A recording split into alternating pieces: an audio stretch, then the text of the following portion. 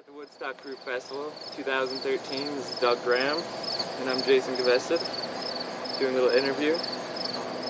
So I'll get at it. Thank you, Doug. My pleasure. Totally my pleasure. Yeah, thank you. Alright, so what are your thoughts on the calcium-phosphorus ratio of fruits, and how some have a much higher phosphorus ratio, which can end up unequalizing the pH of the blood, possibly leaching calcium? It's a great question, and start out with a bang.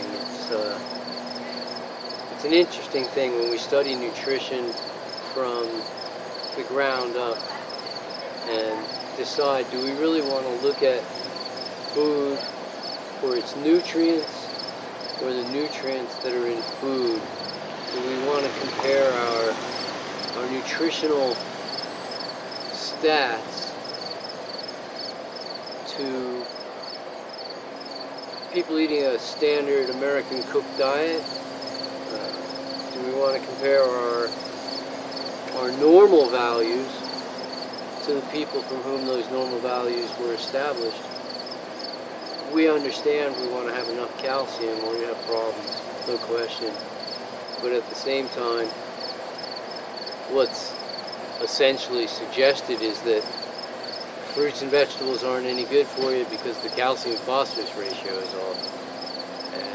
And I don't believe this for a second. I don't believe this for a second.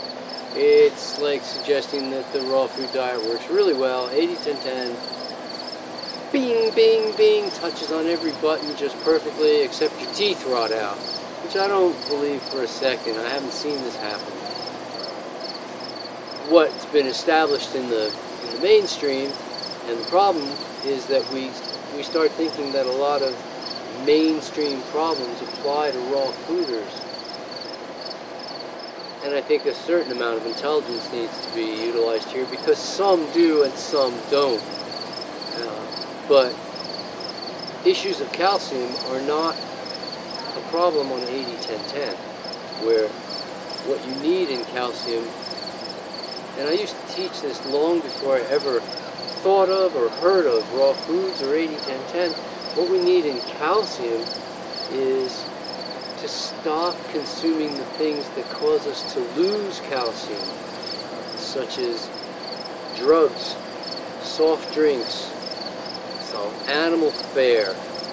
These are the big ones that cause drain, lack of fitness activities, really lack of sunshine. So having low fat is a really good.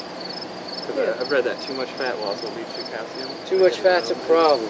Yeah, so that's another one. But the really big ones, as I say, is animal fare, many drugs, what are known as soft drinks, carbonated beverages, the lack of exercise and lack of sunshine. These are the big five that cause a drain on calcium. If you're not draining calcium, you don't need that much. But understand that if you are draining calcium, it doesn't matter. I mean, if there's a hole in the bottom of your bucket, it really doesn't matter how much water you pour in there. You can't fill the bucket. There's a drain open. And so I don't see the same problem existing with fruits and vegetables in this way, that there's a little more phosphorus. It's great. I don't question the wisdom of the nutrients in the food. I want to eat the food based on the concept of species-specific diet, that a cow eats grass because that's the best food for a cow, and an animal, a lion eats antelope, or a duck eats whatever is whatever the duck eats, and that people are designed to eat fruits and vegetables. Now there are many creatures, such as a sloth. Sloth eat vegetation. They eat greens primarily, but any given sloth usually only eats about 40 or 45 different kinds of greens in the course of its whole life. But there's about 90 different types of greens that grow in its immediate habitat.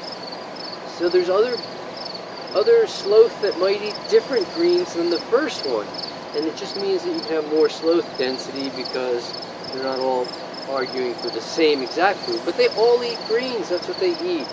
And we all eat fruits and vegetables, and the fact that you might love mango and I might love lychee, it just means there's more mango for you and more lychee for me. No problem there. That's not a problem.